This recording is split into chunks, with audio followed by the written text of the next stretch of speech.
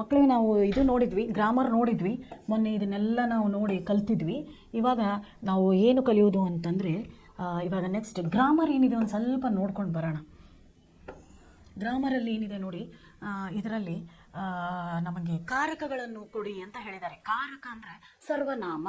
ಸರ್ವನಾಮ ಅಂತಂದರೆ ನಾವು ಏನಕ್ಕೆ ಸರ್ವನಾಮ ಹೇಳ್ತೀವಿ ಅಂದರೆ, ಹೆಸರಿಗೆ ವಿಶಾಲ ಬಂದ, ವಿಶಾಲ ಹೋದ, ವಿಶಾಲ ಕೂತಿದ್ದಾನೆ, ವಿಶಾಲ ತಿಂತಿದ್ದಾನೆ, ಈ ಥರ ಪ್ರತಿಯೊಂದಕ್ಕೂ ನಾವು ವಿಶಾಲ ಅಂತ ತಗೊಳ್ಳೋಕ್ಕೆ ಬರಲ್ಲ. ಅದಕ್ಕೆ ಅಂತ ಒಂದು ಸರ್ವನಾಮ ಇರುತ್ತೆ. ಪ್ರೊನೌನ್ ಅಂತ ನಾವೇನು ಮಾಡ್ತೀವಿ, ಕರಿತೀವಿ. ನೌನ್ ಅಂದರೆ ಹೆಸರು, ಪ್ರೊನೌನ್ ಅಂದರೆ ನಾವು ಏನಂತ ಹೇಳ್ತೀವಿ, ಸರ್ವನಾಮ. ಅದೇ ರೀತಿ ಇಲ್ಲಿ ಕಾರಕಗಳನ್ನು ತುಂಬಿ ಅಂತ ಅಂದರೆ, ಕಾರಕಗಳಲ್ಲಿ ನಾವು ಅವನು, ಬಂದ, ಅವನು, ಅವಳು ಅಂತ ನಾವೇನು ಮಾಡ್ತೀವಿ, ಸರ್ವನಾಮವನ್ನು ನಾವು ಇದು ಮಾಡ್ತೀವಿ. ಇವಾಗ ಇಲ್ಲಿ ಅವ್ರು ಕೊಟ್ಟಿರೋದು ಕಾರಕಗಳಂತಂದರೆ ವರ್ಬ್ಸ್ಗಳನ್ನು ನಾವು ಇಲ್ಲಿ ಹಾಕಬೇಕಾಗತ್ತೆ. ಅದರಲ್ಲಿ ಏನಿದೆ ಅಂತ ನಾವು ನೋಡೋಣ. ಕಿತ್ತೂರು डैश 9 मील दूरी डैश स्थित संगोली नामक एक छोटा सा गांव है. ಅದಕ್ಕೆ ಫಸ್ಟ್ ಒನ್ ಬರುತ್ತೆ ಕಿತ್ತೂರು ಸೇ 9 ಮೀಲ್. ನೋಡ್ರಿ, ಫಸ್ಟ್ ಒನ್ ಏನು ಬರುತ್ತೆ ಅಂದರೆ ಸೇ, ಕಿತ್ತೂರು ಸೇ 9 ಮೀಲ್ दूरी पर. ನೆಕ್ಸ್ಟ್ ಬರುತ್ತೆ पर. स्थित संगोली नामक एक छोटा सा गांव है. इसी गांव में ಏನು ಬರುತ್ತೆ ಆಮೇಲೆ ಮೇ एक गडरिया परिवार के रायಣ್ಣ का जन्म 15 अगस्त 1793 ईस्वी में हुआ. मे ಅಂತ ಬರೀಬೇಕು. ನೆಕ್ಸ್ಟ್ ईस्वी में हुआ था. इनके पिताजी का नाम, नेक्स्ट ಏನು ಬರುತ್ತೆ, का नाम भरमಣ್ಣ था. रायण्णा की माता का नाम चंचोबा था. रायण्णा ने अपने भाई सिद्धण्णा के साथ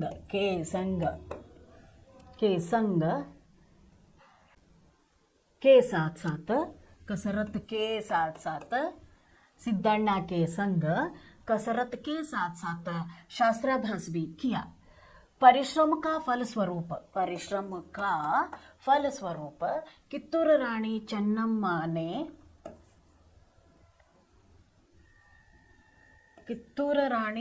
चेन्नम्मा के राज्य में रायण्णा मुख्य सेनापति की पद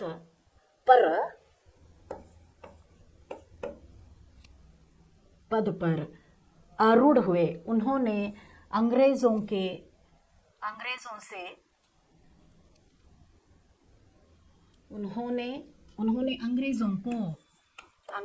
को देश से भगाकर भारत माता को स्वतंत्र दिलाना ही अपना परम कर्तव्य माना था. ಇವಾಗ ಇದು ನೋಡೋಣ ಏನಿದೆ ಅಂತ ಹೇಳಿ. ಇದು ಫಸ್ಟ್ ನೋಡೋದು ನಾವು ಬಾಯೆ ಸೆ ದಾಯೆ ಅಂದರೆ ಇಲ್ಲಿಂದ ಇಲ್ಲಿ, लेफ्ट टू राइट, बाएं से दाएं. रायचूर जिले से विभक्त होकर उदित नया जिला नाम पलट गया है. ರಾಯಚೂರದಿಂದ ಉದಯವಾಗಿರುವಂತಹ ಒಂದು ಹೊಸ ಹೆಸರು, ಅದನ್ನು ಉಲ್ಟಾ ಮಾಡಿ ಬರೀರಿ ಅಂತ ಹೇಳ್ತಾರೆ. ಫಸ್ಟ್ ಒಂದು ಕೊಪ್ಪಳ ನೋಡ್ರಿ. ಫಸ್ಟ್ ಏನು, ಕೊಪ್ಪಳ. ಎರಡನೇದು ಏನು ಕೊಟ್ಟಿದ್ದಾರೆ, ಸೋನೆ ಕಾ ಖಾನ್ ಯಹಾ ಹೇ. ಸೋನೆ ಕಾ ಖಾನ್ ಅಂದರೆ ಬಂಗಾರದ ಖಜಾನೆಯಲ್ಲಿದೆ. 3 ಅಕ್ಷರದಲ್ಲಿ ಬರಬೇಕು ಮಕ್ಕಳೇ ಅದು.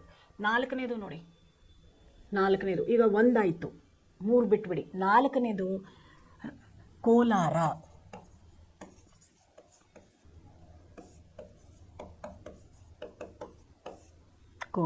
ಐದನೇದು ಗುಬ್ಬಿ.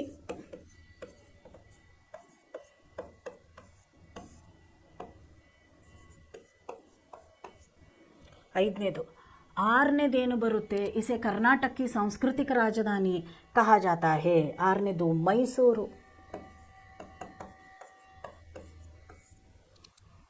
ಏಳನೇದು ಬೀದರ್ ಜಿಲ್ಲಾಕ್ಕೆ ಸಮೀಪ ಕಾ ಜಿಲ್ಲಾ ಕೇಂದ್ರ. ಏಳನೇದು ಗುಲ್ಬರ್ಗ.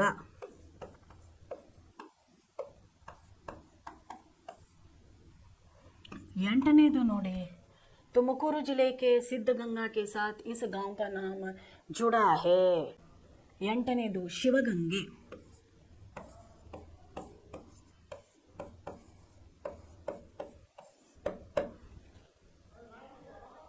ಹತ್ತನೇದು ನೋಡೋಣ, ಯಹ ಕೆಳದಿ ಸಂಸ್ಥಾನ ಕಾ ರಾಜಧಾನಿ. ಹತ್ತನೇದು ಎಡದಿಂದ ಬಲಕ್ಕೆ ಇದು. ಹತ್ತನೇದು ಕೆಳದಿ ಸಂಸ್ಥಾನದ ರಾಜಧಾನಿ.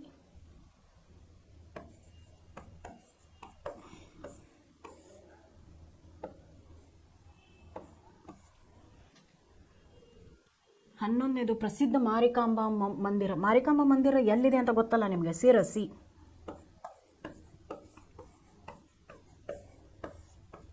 ಹನ್ನೊಂದನೇದು. ಹದಿಮೂರನೇದು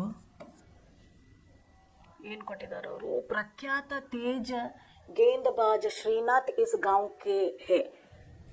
ನೋಡ್ರಿ, ಬೌಲರ್ ಶ್ರೀನಾಥ್ ಯಾವ ಊರಿನವನು? ಅವನು ಜಾವ್ಗಲ್.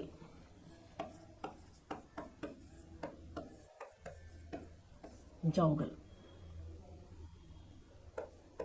14ನೇದು ಕರ್ನಾಟಕ ಕಿ ರಾಜಧಾನಿ ಬೆಂಗಳೂರು.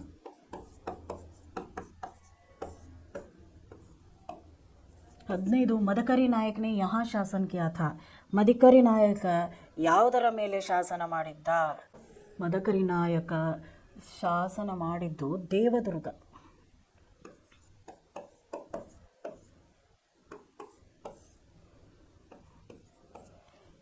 ರಾಣಿ ಕಿತ್ತೂರು ಚೆನ್ನಮ್ಮ ಕಾ ಗಾಂವ್ ಕಿತ್ತೂರು.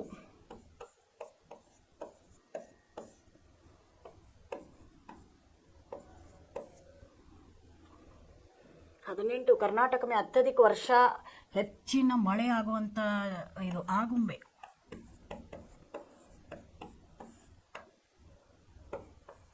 ರಾಜಾ ರಾಣಿ ರೋರರ್ ರಾಕೆಟ್ ಕೋ ಇಸ್ ಜಲಪ್ರಪಾತ ಮೇ. ರಾಜಾ ರಾಣಿ ರೋರರ್ ರಾಕೆಟನ್ನು ನಾವು ಎಲ್ಲಿ ನೋಡ್ತೀವಿ? ಜೋಗ ಜಲಪಾತದಲ್ಲಿ ನೋಡ್ತೀವಿ. ಜೋಗ.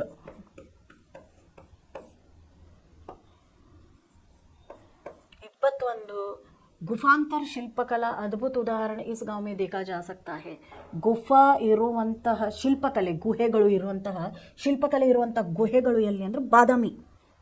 ಕರ್ನಾಟಕದಲ್ಲಿ ನಾವು ನೋಡೋಕೆ ಸಿಗೋದು ಬಾದಾಮಿ. ಹೇಮಾವತಿ ನದಿ ಪರ್ ಯಹಾ ಬಾಂಧ್ ಬನಾಯಾ ಹೇ.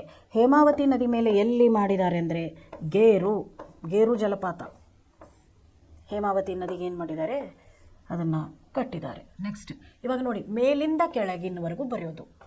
ಫಸ್ಟ್ ಒನ್ ಏನಿದೆ ನೋಡೋಣ. ಫಸ್ಟು ಎರಡನೇದು ಮೂಕಾಂಬಿಕಾ ಮಂದಿರ ಎಲ್ಲಿದೆ? ಮೂಕಾಂಬಿಕಾ ಮಂದಿರ ಎಲ್ಲಿ ಬರುತ್ತೆಪ್ಪ? ಕೊಲ್ಲೂರು.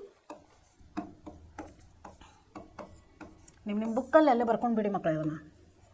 ಎರಡನೇದು ಅಬ್ಬಿ ಜಲಪಾತ. ನಾಲ್ಕನೇದು ಕೊಡವ ಭಾಷಾ ಇಸ್ ಜಿಲ್ಲೆ ಮೇ. ಕೊಡವರು ಕೊಡಗು, ಕೊಡಗಿನ ಭಾಷೆ. ಕೊಡವರು ಕೊಡಗು.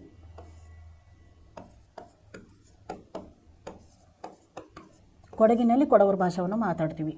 ನೆಕ್ಸ್ಟು 8ನೇದು ನೋಡೋಣ. ಶಿವಪ್ಪ ನಾಯಕ್ ಕಿ ರಾಜಧಾನಿ ಅಬ್ ಏಕ್ ಜಿಲ್ಲಾ ಕೇಂದ್ರ ಸ್ಥಾನ ಭಿ ಹೈ. ಶಿವಪ್ಪ ನಾಯಕನ ರಾಜಧಾನಿ ಶಿವಮೊಗ್ಗ.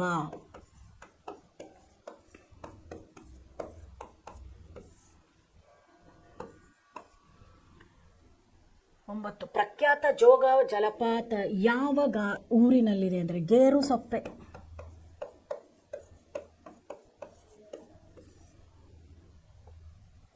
10ನೇದು ನೋಡೋಣ. ಸಾಡಿಯೋಂಕೊ ಬುನ್ನೆವಾಲಾ ಗಾಂವ್ ಬಾಗಲಕೋಟೆ ಜಿಲ್ಲೆಯ ಒಳಗಿರುವಂತಹ ಸೀರೆ ಹೆಣೆಯುವಂತಹ ಕೇಂದ್ರ ಯಾವುದು ಅಂತಂದರೆ ಇಲ್ಕಲ್ ಸೀರೆ.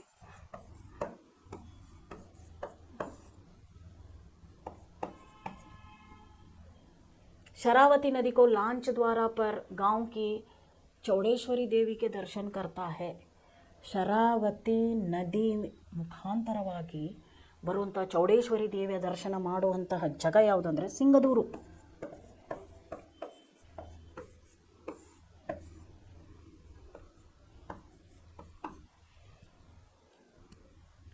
हड़ेबीडू के हासन जिले के इस गांव में बड़े सुरंग द्वारा नदी का पानी बहाया गया है. गांव का नाम पलट गया है. ಹಾಸನ ಜಿಲ್ಲೆ ಯಾವುದಪ್ಪ ಅಂತಂದರೆ ಇದು ಬಾಗೂರು.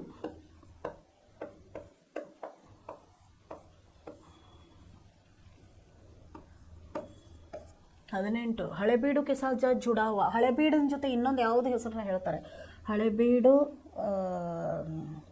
ಬೇಲೂರು. ಬೇಲೂರು ಹಳೆಬೀಡು ಯಾವತ್ತೂ ನಾವು ಮಾತಾಡ್ಬೇಕಾದ್ರೆ ಎರಡೊಂದು ಜೊತೆಯಲ್ಲೇ ಮಾತಾಡ್ತೀವಿ. 20ನೇದು ನೋಡೋಣ. ಅಣು ಊರ್ಜಾ ಉತ್ಪಾದನಾ ಕೇಂದ್ರ ಕರ್ನಾಟಕದಲ್ಲಿ ಕೈಗಾ.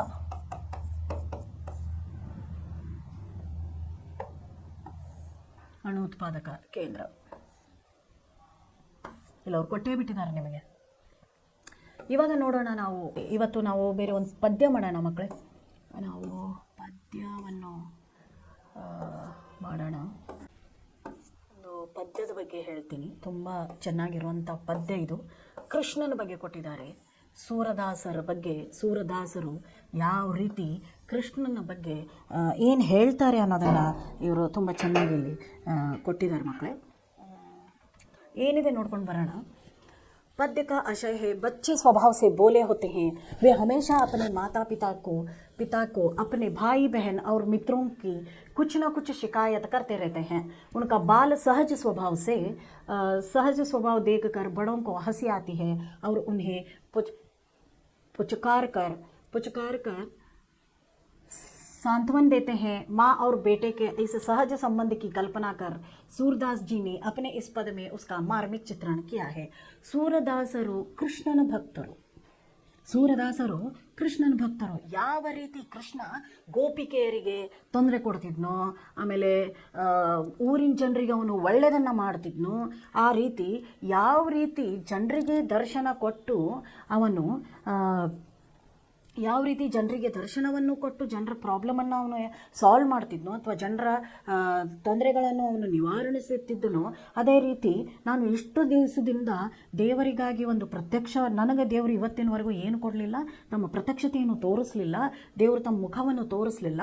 ನಾನು ಎಷ್ಟು ದಿನದಿಂದ ದೇವರಿಗೆ ನಾನು ಪ್ರಾರ್ಥನೆ ಮಾಡ್ತಾ ಇದ್ದೀನಿ. ನಾನು ದೇವರ मैं भगवान का सच्चा भक्त हूँ. यहाँ पे उन्होंने कहा है कि मैं भगवान का सच्चा भक्त हूँ. ನಾನು ದೇವರ ನಿಜವಾದಂತಹ ಒಂದು ಭಕ್ತನಾಗಿದ್ದೇನೆ. ಆದರೆ ದೇವರು ನನಗೆ ಇದನ್ನು ಕೊಡಲಿಲ್ಲ, ನನಗೆ ಪ್ರತ್ಯಕ್ಷವನ್ನು ಕೊಡಲಿಲ್ಲ. ಅವ್ರ ಪ್ರತ್ಯಕ್ಷತೆಯನ್ನು ನಾನು ನೋಡೋಕ್ಕೆ ಇಷ್ಟಪಡ್ತೀನಿ ಅನ್ನೋದನ್ನು ಪ್ರಾರ್ಥನೆ ಮಾಡ್ತಾ ಅವ್ರು ಏನು ಮಾಡಿದ್ದಾರೆ, ಕೆಲವೊಂದು ಕವಿತೆಗಳನ್ನು ಬರೆದಿದ್ದಾರೆ.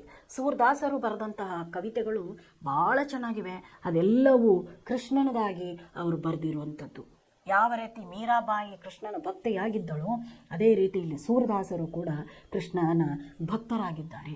ಅವರು ತಮ್ಮ ಪ್ರತಿಯೊಂದು ಕವಿತೆಯಲ್ಲಿ ಕೃಷ್ಣನ ಬಾಲ್ಯದ ಬಗ್ಗೆ, ಅವನ ಯೌವನದ ಬಗ್ಗೆ, ಅದರ ನಂತರ ಕೃಷ್ಣನದು ಪಾತ್ರ ಯಾವ ರೀತಿ ಪುರಾಣಗಳಲ್ಲಿ ಕೃಷ್ಣನ ಪಾತ್ರ ಏನು ಅನ್ನೋದ್ರ ಬಗ್ಗೆ ಅವರು ತುಂಬ ಇಲ್ಲಿ ಮಾರ್ಮಿಕವಾಗಿ ಏನು ಮಾಡಿದ್ದಾರೆ, ಅವರು ಅದನ್ನು ಹೇಳಿದ್ದಾರೆ.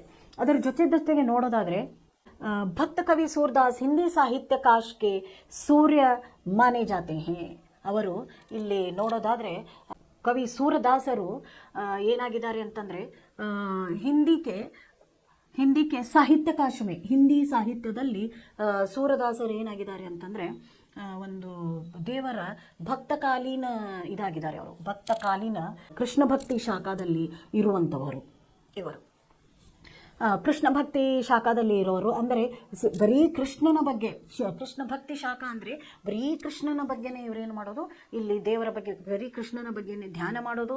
ಜನರಿಗೆ ಏನೋ ಹೇಳೋದಾದರೂ ಕೂಡ ಅವರು ಕೃಷ್ಣನ ಬಗ್ಗೆನೇ ಏನು ಮಾಡ್ತಿದ್ರು, ಅವರು ಹೆಚ್ಚಿಗೆ ಹೇಳೋಕೆ ಅವ್ರೇನು ಮಾಡ್ತಿದ್ರು, ಶುರು ಮಾಡ್ಕೋತಿದ್ರು.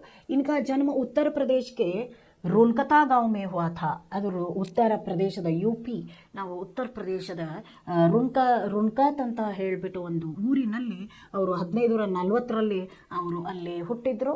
ಅದರ ನಂತರ ಅವರು ಎಲ್ಲ ರೀತಿಯ ರಚನೆಗಳನ್ನು ಮಾಡ್ತಾ ಇದ್ದರು. ಅವರಿಗೆ ಕೃಷ್ಣನ ಮೇಲೆ ಭಕ್ತಿ ಜಾಸ್ತಿ ಆಯಿತು. ಹೀಗಾಗಿ ಅವರು ಕೃಷ್ಣನ ಭಕ್ತರಾದರು ಅಂತ ಹೇಳಿ ಅವ್ರು ಏನು ಮಾಡ್ತಿದ್ದಾರೆ, ಇಲ್ಲಿ ಹೇಳ್ತಿದ್ದಾರೆ. ಅದಕ್ಕೆ ಇವ್ರು ಬರೆದಿರುವಂಥ ಪ್ರತಿಯೊಂದರಲ್ಲೂ ತಮ್ಮ ಹೆಸರನ್ನು ಅವರು ಹಾಕ್ಕೊಂಡಿದ್ದಾರೆ. ಅದಿದೆ ಸೂರಸಾಗರ, ಸೂರಸರಾವಲಿ ಮತ್ತು ಸಾಹಿತ್ಯ ಲಹರಿ. ಈ ರೀತಿ ತಮ್ಮದೇ ಆದಂತಹ ತಮ್ಮ ಹೆಸರಿನ ಮುಂದಗಡೆ ಅವರು ಕೆಲವೊಂದು ಗೀತೆಗಳನ್ನು, ಕೆಲವೊಂದು ಕವಿತೆಗಳನ್ನು ಅವ್ರು ಏನು ಮಾಡ್ಕೊಂಡಿದ್ದಾರೆ, ಬರ್ಕೊಂಡಿದ್ದಾರೆ.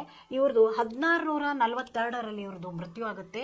ಆದರೆ ಇವರ ಪ್ರತಿಯೊಂದು ಕಾವ್ಯದಲ್ಲಿ ಒಂದು ವಾತ್ಸಲ್ಯತೆ, ಒಂದು ಮಮತೆ, ದೇವರ ಬಗ್ಗೆ ಇರುವಂತಹ ಒಂದು ಭಕ್ತಿಯನ್ನು ನಮಗೆ ಇಲ್ಲೇನಾಗುತ್ತೆ ನೋಡೋಕೆ ಸಿಗುತ್ತೆ. ಶೃಂಗಾರ ತಥಾ ಭಕ್ತಿ ಕಾ ತ್ರಿವೇಣಿ ಸಂಗಮ. ಇಲ್ಲೇನು ಹೇಳ್ತಾರೆ ಅವರು, ಒಂದು ವಾತ್ಸಲ್ಯ, ಭಕ್ತಿ ಮತ್ತು ಶೃಂಗಾರ ಅಂದರೆ ಅದನ್ನು ಕವಿತೆಯನ್ನು ತೋರಿಸುವಂತಹ ಒಂದು ರೂಪತೆಯನ್ನು ಅಂತ ಹೇಳ್ಬೋದು ಶೃಂಗಾರಕ್ಕೆ ನಾವು. ಆ ರೀತಿ ಅವರು ಒಂದು ಅಲಂಕಾರಿಕವಾಗಿ ಒಂದು ಒಳ್ಳೆ ರೂಪದಲ್ಲಿ ಅವರು ಏನು ಮಾಡಿದ್ದಾರೆ, ನಮಗೆ ಒಂದು ಕವಿತೆಯನ್ನು ತೋರಿಸಿಕೊಟ್ಟಿದ್ದಾರೆ ಅಂತ ಇಲ್ಲಿ ನಾವು ಹೇಳ್ಬೋದು. ಅದರ ಜೊತೆಗೆ ನಾವು ಪದ್ಯ ಏನಿದೆ ಅಂತ ನೋಡ್ಕೊಂಡು ಬರೋಣ ಮಕ್ಕಳೇ. ಪ್ರಸ್ತುತ ಪದ में कवि सूरदास ने कृष्ण की बाल लीला का वर्णन किया है. ಈ ಪದ್ಯದ ಹೆಸರು ಏನಿದೆ ಅಂದರೆ ಸೂರ್ಯಶ್ಯಾಮ. ಇದರ ಹೆಸರು ಇರೋದು ನೋಡ್ರಿ, ಏನಕ್ಕೆ ಅವರು ಸೂರ್ಯಶ್ಯಾಮ್ ಅಂತ ಕೊಟ್ಟಿದ್ದಾರೆ ಹೆಸರು ಅಂದರೆ, ಇಲ್ಲಿ ಸೂರದಾಸರ ಹೆಸರು ಅವರು ಪ್ರತಿಯೊಂದು ಕವಿತೆಯಲ್ಲೂ ತನ್ನ ಹೆಸರನ್ನು ಫಸ್ಟ್ ಏನು ಮಾಡಿದ್ದಾರೆ, ಇಟ್ಟಿದ್ದಾರೆ. ಆಮೇಲೆ ಅವರಿಗೆ ಬೇಕಾಗಿರುವಂತಹ ದೇವ್ರ ಹೆಸರೇನಿಲ್ಲಿ ಕೃಷ್ಣ, ಅದಕ್ಕೆ ಶ್ಯಾಮ. ಕೃಷ್ಣನಿಗೆ ಇನ್ನೊಂದು ಹೆಸರೇನಿದೆ ಇಲ್ಲಿ, ಶ್ಯಾಮ ಅಂತ ನಾವೇನು ಮಾಡ್ತೀವಿ, ಹೇಳ್ತೀವಿ. ಅದಕ್ಕೆ ಸೂರನ ಶ್ಯಾಮ ಅಂತ ಅರ್ಥ. ಅವರು ಶ್ಯಾಮ್ ಅಂದರೆ ಸೂರನ ಶ್ಯಾಮ ಅಂದರೆ ಸೂರದಾಸರ ಶ್ಯಾಮ. ಅವನ ಬಗ್ಗೆ ಏನಂತ ಕೊಟ್ಟಿದ್ದಾರೆ ನೋಡಿ. ಎಲ್ಲ ಕೆಲವೊಂದು ಪದ್ಯದಲ್ಲಿಯೂ ಕೂಡ ಅವರು ಅವನ ಬಾಲ್ಯ, ಕೃಷ್ಣನ ಬಾಲ್ಯ, ಕೃಷ್ಣನ ಯೌವನ, ಆಮೇಲೆ ಕೃಷ್ಣನು ಮಾಡಿರುವಂತಹ ಕೆಲವು ಕಾರ್ಯಗಳ ಬಗ್ಗೆ ಅವರು ಕೊಟ್ಟಿದ್ದಾರೆ. ಅದೇ ರೀತಿ ಇವತ್ತಿನ ಈ ಪದ್ಯದಲ್ಲಿ ಅವರು ಕೊಟ್ಟಿರೋದು ಕೃಷ್ಣನ ಬಾಲ್ಯದ ಬಗ್ಗೆ. ಕೃಷ್ಣ ಹೇಳ್ತಾರೆ, ಕೃಷ್ಣನಿಗೆ 16,000 ಹೆಣ್ಣು ಮಕ್ಕಳು ಕೃಷ್ಣನ ಹುಚ್ಚರಿದ್ದರು ಅಂತ ಹೇಳಿ ಪುರಾಣದಲ್ಲಿ ಹೇಳ್ತಾರೆ. ಎಷ್ಟು ಜನ ಗೋಪಿಕೆಯರ ತಲೆ ಕೆಡಿಸ್ಬಿಟ್ಟಿದ್ದ ಅಂದರೆ ಕೃಷ್ಣ ನೋಡ್ರಿ, ನಟಕಟ್ಟು ತುಂಬ ಅವನು, ಒಂದು ರೀತಿ ಚಾಲಾಕ್ ತುಂಬ ಅವನು. ಕೃಷ್ಣ ದೇವರೂ ಹೌದು, ಅದೇ ರೀತಿ ಬೇರೆಯೊಬ್ಬರಿಗೆ ಅವನೇನು ಮಾಡ್ತಿದ್ದ, ಚಿಕ್ಕಂದಿನಿಂದ ಬೇರೆಯವ್ರಿಗೆ ಜಾಸ್ತಿ ಸತಾಯಿಸ್ತಿದ್ದ ಅವನು.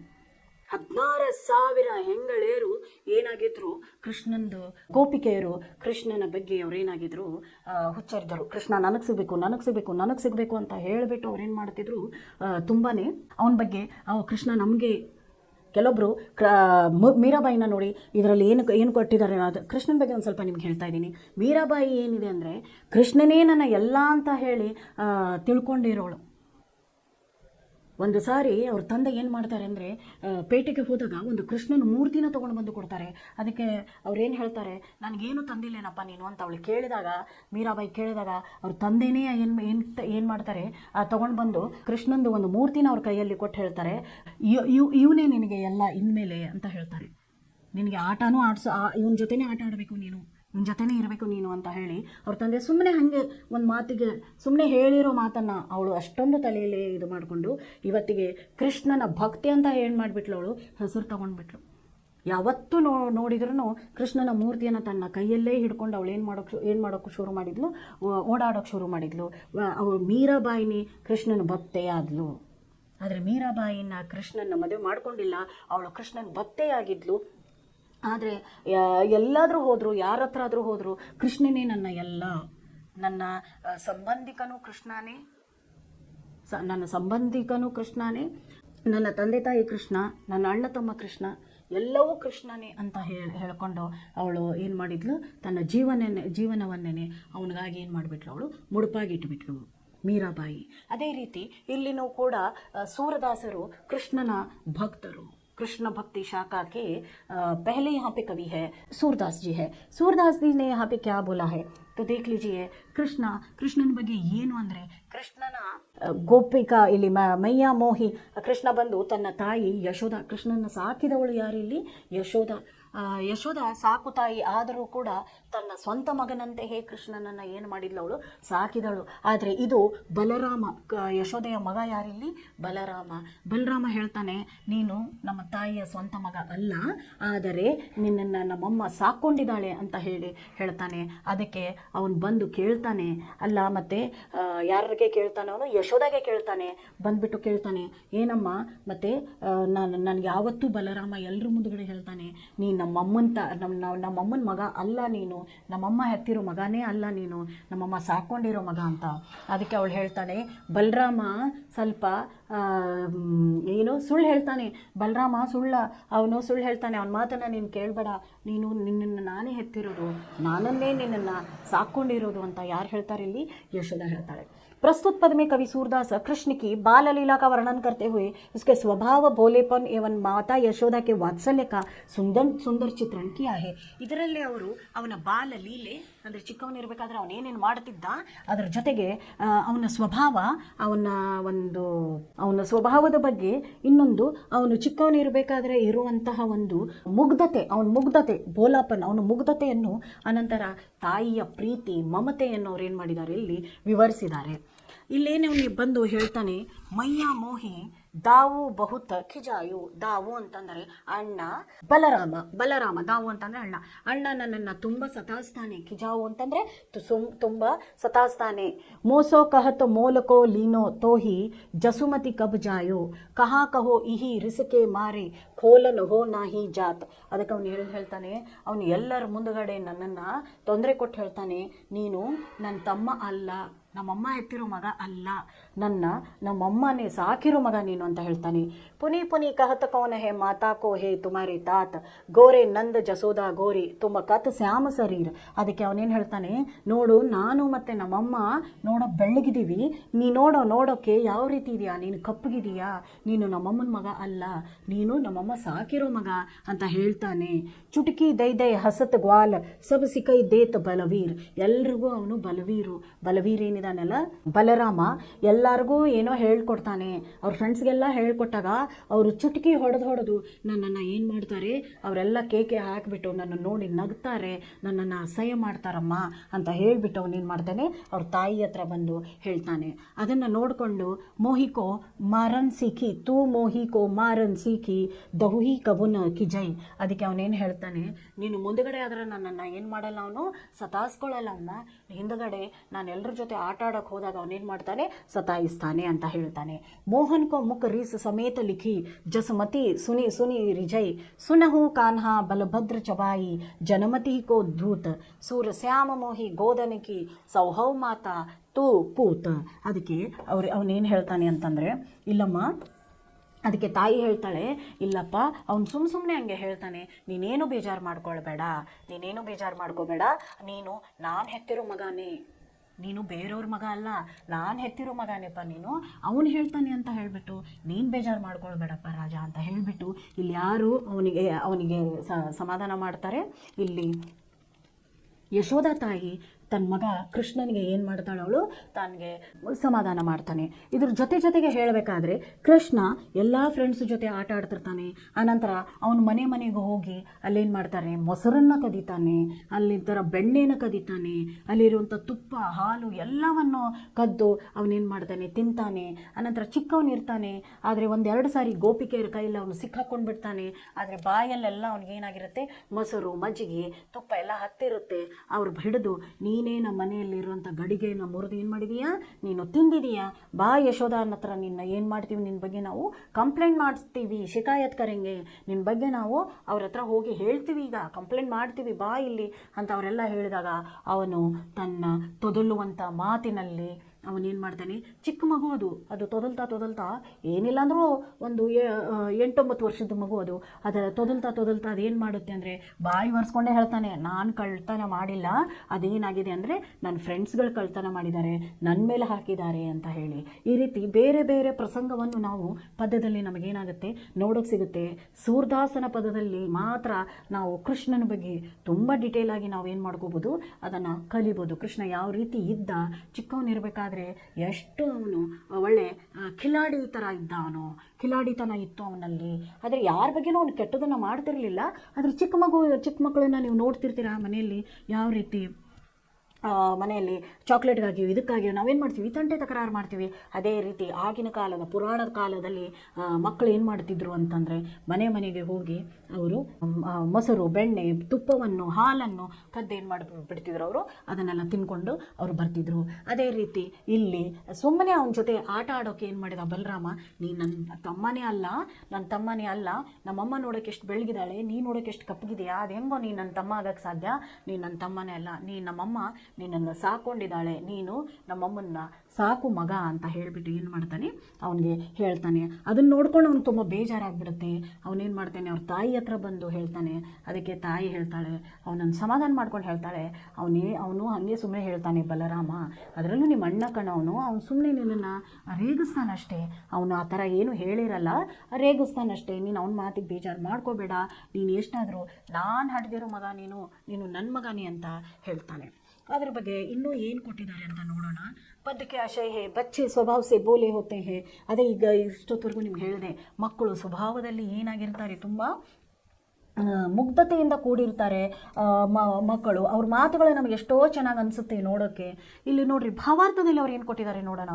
ಪ್ರಸ್ತುತ ಪಂಕ್ತಿಯೋ ಮೇ ಭಾಯಿ ಬಲರಾಮ್ ಕೆ ಪ್ರತಿ ಕೃಷ್ಣ ಕಿ ಶಿಕಾಯತ್ ಕಾ ಮೋಹಕ ವರ್ಣನ್ ಕಿಯಾ ಗಯಾ ಹೈ.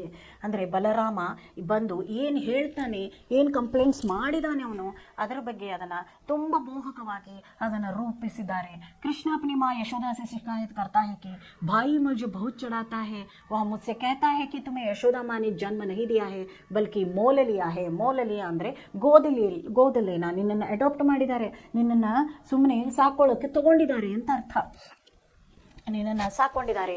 ಇಸಿ ಗುಸ್ಸೆ ಕೆ ಕಾರಣ ಉಸ್ಕೆ ಸಾತ್ ಮೇ ಖೇಲನೆ ನಹಿ जाता वह मुझसे बार बार पूछता है कि तुम्हारे माता पिता कौन है. वह यह भी कहता है कि नंद और यशोदा तो गोरे है लेकिन तुम्हारा शरीर क्यों काला है. ಅದಕ್ಕೆ ಅವ್ರು ಹೇಳ್ತಾರೆ, ನಂದ ಮತ್ತು ಯಶೋಧ ಇಬ್ಬರು ಬೆಳ್ಳಗಿದ್ದಾರೆ, ನೀನು ಯಾಕೋ ಕಪ್ಪಗಿದೀಯಾ, ಹಾಗಂದ್ರೆ ನೀನು ಯಶೋಧ ತಾಯಿನ ಮಗ ಅಲ್ಲ ಅಂತ ಹೇಳ್ತಾರೆ. लेकिन यह तुम्हारा शरीर क्यों काला है. उसकी ऐसी हंसी मजाक सुनकर मेरे सब ग्वाल मित्र चुटकी बजा कर हंसते हैं. ಅವನು ಹೇಳಿರೋ ಮಾತನ್ನು ನೋಡಿಕೊಂಡು ನನ್ನ ಫ್ರೆಂಡ್ಸ್ ಎಲ್ಲ ನನ್ನ ಮೇಲೆ ಕೇಕೆ ಹಾಕ್ಕೊಂಡು ಚುಟ್ಕಿ ಹೊಡ್ಕೊಂಡು ಕೈ ತಟ್ಕೊಂಡು ನಗ್ತಾರಮ್ಮ, ನನಗೆ ಸರಿ ಅನಿಸಲ್ಲ ಅಂತ ಹೇಳ್ತಾನೆ.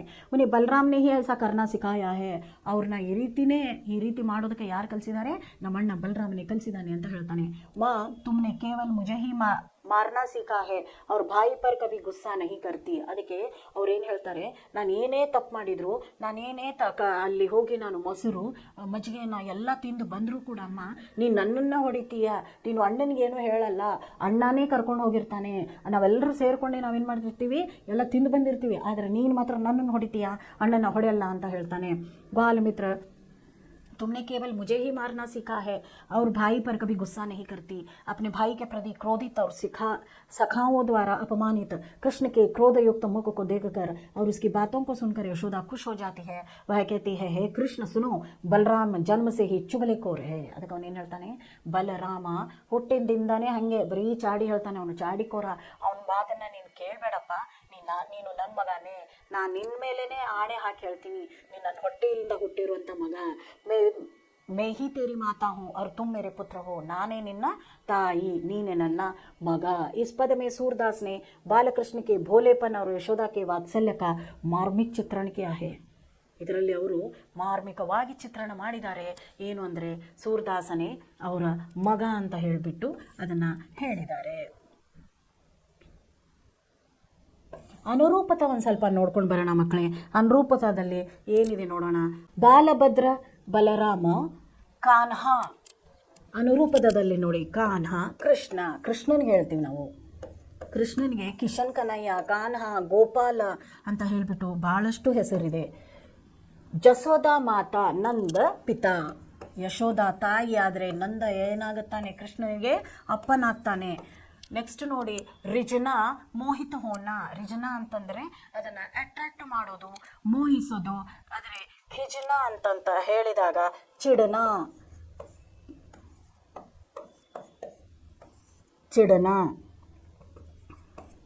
ಬಲವೀರ ಬಲರಾಮ. ಜಸೋದ ಅಂದರೆ ಯಶೋದ.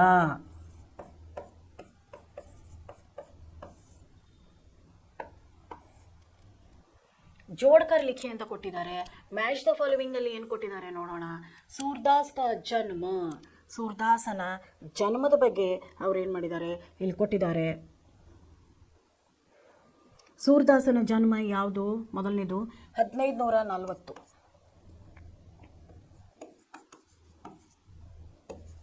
ಸಗುಣ ಭಕ್ತಿ ಧಾರಾಕಿ सूर का जन्म स्थान.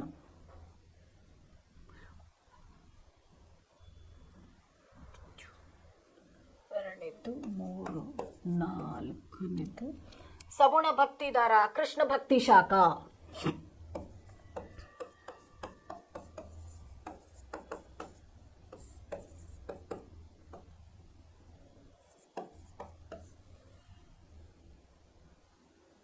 उत्तर प्रदेश का रुनकात सूर का जन्म स्थान.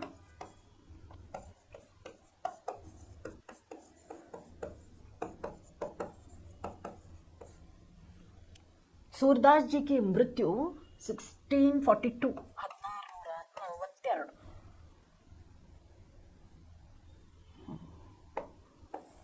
ಇದು ನೋಡಿ ಫಿಲ್ ಇನ್ ದ ಬ್ಲಾಂಕ್ಸ್ ಏನು ಕೊಟ್ಟಿದ್ದಾರೆ. ಮೊದಲನೇದು सही शब्द चुनकर लिखिए. जसोदा यशोदा.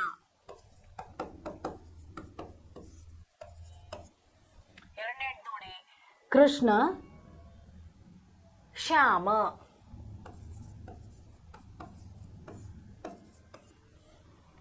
ಗ್ವಾಲಮಿತ್ರ.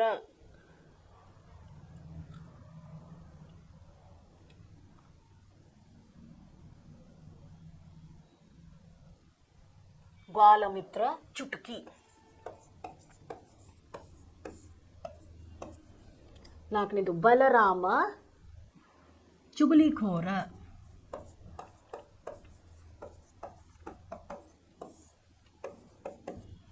कृष्ण की बाललीला.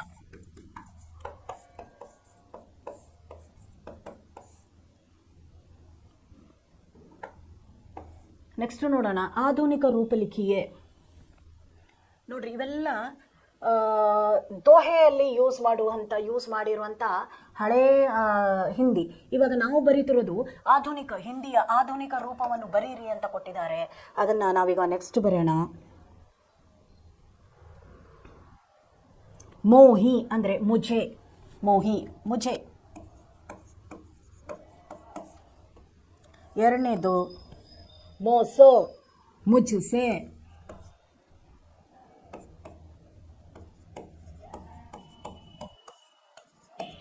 ಮೂರನೇದು ರಿಸ. ರಿಸ ಅಂತಂದರೆ ಕೋಪ. ಏನಂತ ಹೇಳ್ಬೋದು? ಕ್ರೋಧ ಅಂತ ಹೇಳ್ಬೋದು ಅದನ್ನ. ನಾಲ್ಕನೇದು ಶರೀರ. ಶರೀರ. ಶರೀರ ಅಂದ್ರೇನು? ಐದನೇದು ಸಿಖೈ. ಸಿಖಾನ ಕಲಿಸು.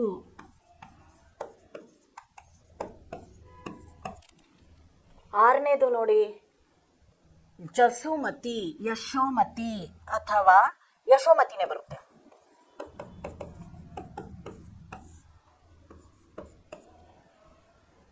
ಧೂತ ಅಂದರೆ ಧೂರ್ತ.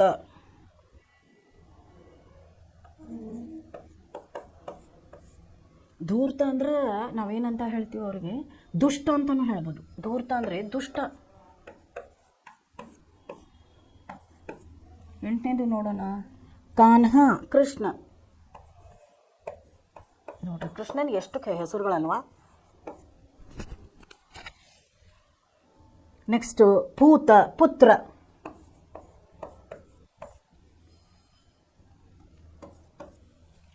ಜನಮತ ಜನ್ಮದಿಂದ ಅಥವಾ ಜನ್ಮಸೆ.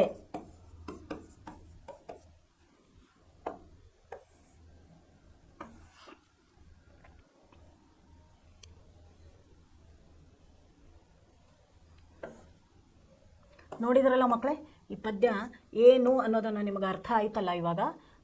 ಇದರಲ್ಲಿ ಅವ್ರು ಏನು ಹೇಳ್ತಾರೆ ಅಂದರೆ, ಇನ್ನೊಂದು ಸಾರಿ ನೋಡ್ಕೊಂಡು ಬಂದ್ಬಿಡೋಣ. ಇಲ್ಲೇನು ಹೇಳ್ತಾರೆ ಅಂತಂದರೆ, ನಾನು ಕೃಷ್ಣ ಬಂದು ತಾಯಿ ಹತ್ರ, ಯಶೋಧ ತಾಯಿ ಹತ್ರ ಏನು ಮಾಡ್ತಾನೆ, ಕಂಪ್ಲೇಂಟ್ ಮಾಡ್ತಾನೆ. ಕಂಪ್ಲೇಂಟ್ ಮಾಡಿದಾಗ ಹೇಳ್ತಾನೆ, ಬಲರಾಮ ನನ್ನನ್ನು ಏನು ಮಾಡ್ತಾನೆ, ಎಲ್ಲರ ಮುಂದುಗಡೆ ಚಿಡಾಯಿಸ್ತಾನೆ, ಅಸಹ್ಯ ಮಾಡ್ತಾನೆ, ತೊಂದರೆ ಕೊಡ್ತಾನೆ. ಆಮೇಲೆ ಹಗಲೆಲ್ಲ ಅವರು ನನಗೆ ಕೇಕೆ ಹೊಡೆದು ನನ್ನ ನೋಡಿ ನಗೋ ಥರ ಮಾಡ್ತಾನೆ. ಅವ್ರ ಮುಂದುಗಡೆ ಎಲ್ಲ ಅವ್ನು ಹೇಳಿರೋದಿಷ್ಟೇ, ಏನು ಅಂದರೆ ಯಶೋಧ ನನ್ನ ತಾಯಿ ಅಲ್ಲ, ನನ್ನ ಸಾಕು ತಾಯಿ ಅವಳು, ನನ್ನ ತಾಯಿನೇ ಬೇರೆ ತಂದೆನೇ ಬೇರೆ, ನನ್ನ ಸಾಕು ತಾಯಿ ಯಶೋಧ. ಅದಕ್ಕೆ ಅವನೇನು ಹೇಳ್ತಾನೆ, ನಂದ ಮತ್ತು ಯಶೋಧ ಇಬ್ಬರು ಬೆಳಗಿದ್ದಾರೆ, ನೀನು ಯಾಕಪ್ಪ ಕಪ್ಪಗಿದೆಯಾ, ನೀನು ಕಪ್ಪಗಿದೆಯಾ, ನಮ್ಮ ಯಶೋಧ ತಾಯಿ ನಮ್ಮಮ್ಮ ಏನಿದ್ದಾಳೆ ಬೆಳಗಿದ್ದಾಳೆ, ಅದಕ್ಕೆ ನೀನು ಯಾಕೋ ಕಪ್ಪಗಿದೆಯಾ, ನಮ್ಮಮ್ಮ ಬೆಳಗಿರುವಾಗ, ಅದಕ್ಕೆ ನೀನು ನನ್ನ ತಮ್ಮ ಅಲ್ಲ, ಅಥವಾ ಯಶೋಧನ ಮಗನೇ ಅಲ್ಲ ನೀನು ಅಂತ ಹೇಳಿಬಿಟ್ಟು ಯಾರು ಹೇಳ್ತಿದ್ದಾರೆ ಇಲ್ಲಿ, ಬಲರಾಮ ಯಾರಿಗೆ ಹೇಳ್ತಿದ್ದಾನೆ, ಅವನು ಕೃಷ್ಣನಿಗೆ ಅವನು ಹೇಳ್ತಾ ಇದ್ದಾನೆ. ಅದಕ್ಕೆ ಎಲ್ಲರ ಮುಂದುಗಡೆನೂ ನನ್ನನ್ನು ಏನು ಮಾಡ್ತಾನೆ, ಅವನು ಅಸಹ್ಯ ಮಾಡ್ತಾನೆ, ಅವಮಾನ ಮಾಡ್ತಾನೆ. ಎಲ್ಲರ ಮುಂದುಗಡೆನೂ ನನಗೆ ಅವಮಾನಿತ ಆಗೋಕ್ಕೆ ಕಾರಣನೇ ಇವನು ಬಲರಾಮ ಅಂತ ಹೇಳಿದಾಗ ಅವಳು ಹೇಳ್ತಾನೆ, ಅವನು ಹುಟ್ಟಿದಂತಾನೆ ಸ್ವಲ್ಪ ಅವನು ಚುಗಲಿಕೋರ, ಅವನು ಚೋಡಿ ಇದನ್ನು ಹೇಳ್ತಾನೆ, ಚಾಡಿಯನ್ನು ಹೇಳುವಂಥವನವನು. ಅದಕ್ಕೆ ನೀನು ಅದ್ರ ಬಗ್ಗೆ ಹೆಚ್ಚಿಗೆ ತಲೆ ಕೆಡಿಸ್ಕೊಳ್ಳೋಕೆ ಹೋಗಬೇಡ ಅಂತ ಹೇಳಿಬಿಟ್ಟು ಏನು ಹೇಳ್ತಾಳೆ ಅವಳು, ಮಗನಿಗೆ ಅವಳು ಬುದ್ಧಿ ಹೇಳ್ತಾಳೆ. ಆಮೇಲೆ ಅವನಿಗೆ ಪ್ರಾಮಿಸ್ ಮಾಡ್ತಾಳೆ, ಇಲ್ಲಪ್ಪ ನಿನ್ನ ತಲೆ ಮೇಲೆ ಕೈ ಇಟ್ಟು ಹೇಳ್ತೀನಿ, ನಾನು ಆಣೆ ಮಾಡಿ ಹೇಳ್ತೀನಿ, ನೀನೇ ನನ್ನ ಮಗ, ನೀನು ನನ್ನ ಮಗನೇ, ನೀನು ಬೇರೆ ಯಾರ ಮಗನೂ ಅಲ್ಲ ಅಂತ ಹೇಳಿಬಿಟ್ಟು ಅವಳು ಏನು ಮಾಡ್ತಾಳೆ, ಮಗನಿಗೆ ಇಲ್ಲಿ ಸಮಾಧಾನಕರವಾಗಿ ಅವನಿಗೆ ಬುದ್ಧಿಯನ್ನು ಹೇಳ್ತಾಳೆ ಅವಳು. ಇದು ಇಷ್ಟೆಲ್ಲ ಇದರಲ್ಲಿ ಅವರು ಇದೇ ಥರ ಅವರು ಇನ್ನು ಕೊಟ್ಟಿದ್ದಾರೆ. ಆಮೇಲೆ ಇನ್ನೊಂದೇನು ಅಂದರೆ, ಸೂರದಾಸರು ಕೃಷ್ಣನ ಭಕ್ತರು, ಹೀಗಾಗಿ ಕೃಷ್ಣನ ಪ್ರತಿಯೊಂದು ಘಟನೆಯನ್ನು ಅವರ ಬಾಲ್ಯದಿಂದ ಹಿಡಿದು ಅವರ ಮುಪ್ಪಿನವರೆಗೂ ಇರುವಂತಹ ಪ್ರತಿಯೊಂದು ಘಟನೆಯನ್ನು ತುಂಬ ಮಾರ್ಮಿಕವಾಗಿ ಅಥವಾ ತುಂಬ ಅರ್ಥಪೂರ್ಣವಾಗಿ, ತುಂಬ ಅದನ್ನು ಅಲಂಕಾರಿಕವಾಗಿ, ಅದನ್ನು ಸುಂದರವಾಗಿ ಅವರೇನು ಮಾಡಿದ್ದಾರೆ, ಪ್ರಸ್ತುತವನ್ನು ಮಾಡಿದ್ದಾರೆ ಮಕ್ಕಳೇ.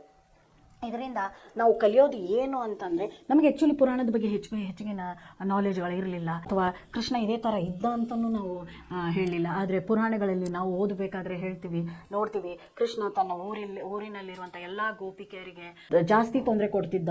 ನೀರು ತುಂಬಕ್ಕೆ ಹೋಗಬೇಕಾದ್ರೆ ಅವ್ರ ಮಡಿಕೆಯನ್ನು ಮುರಿತಿದ್ದಂತೆ ಅವನು. ಚಿಕ್ಕವನಿರಬೇಕಾದ್ರೆ ಗೋಪಿಕೆಯರ ಮನೆಯಲ್ಲೆಲ್ಲ ಹೋಗ್ಬಿಟ್ಟು ಏನು ಮಾಡಿದ ಅವನು, ಮೊಸರು, ಹಾಲು, ಒಂಥರ ತುಪ್ಪಗಳನ್ನು ಅವನೇನು ಮಾಡ್ತಿದ್ದ, ಎಲ್ಲವನ್ನು ಕಳ್ತನ ಮಾಡ್ಕೊಂಡು ಏನು ಮಾಡ್ತಿದ್ದ, ಅವನು ತಿಂತಿದ್ದ. ಅದರಲ್ಲೇ ಒಂದು ಚಿಕ್ಕ ಪ್ರಸಂಗ ಅವರು ಈ ಪಾಠದ ಮೂಲಕ ನಮಗೆ ವಿವರಿಸೋಕೆ ಏನು ಮಾಡಿದ್ದಾರೆ, ಪ್ರಯತ್ನ ಪಟ್ಟಿದ್ದಾರೆ ಮಕ್ಕಳೇ. ಇದೇ ಇರೋದು ಕೃಷ್ಣನ ಬಗ್ಗೆ ಇರುವಂತಹ ಒಂದು ಚಿಕ್ಕ ಪಾಠ. ಇದನ್ನು ಚೆನ್ನಾಗಿ ಓದ್ಕೊಡ್ರಿ, ತಿಳಿದೇ ಇದ್ರೆ ಅದನ್ನು ನಮಗೆ ಕೇಳ್ಬೋದು ಮಕ್ಕಳೇ. ನೀವು ನೆಕ್ಸ್ಟ್ ಕ್ಲಾಸಲ್ಲಿ ಬೇರೆ ಇನ್ನೊಂದು ನನ್ನ ಪಾಠವನ್ನು ನಿಮಗೆ ನಾನು ಹೇಳ್ಕೊಡ್ತೀನಿ ಮಕ್ಕಳೇ. Thank you so much.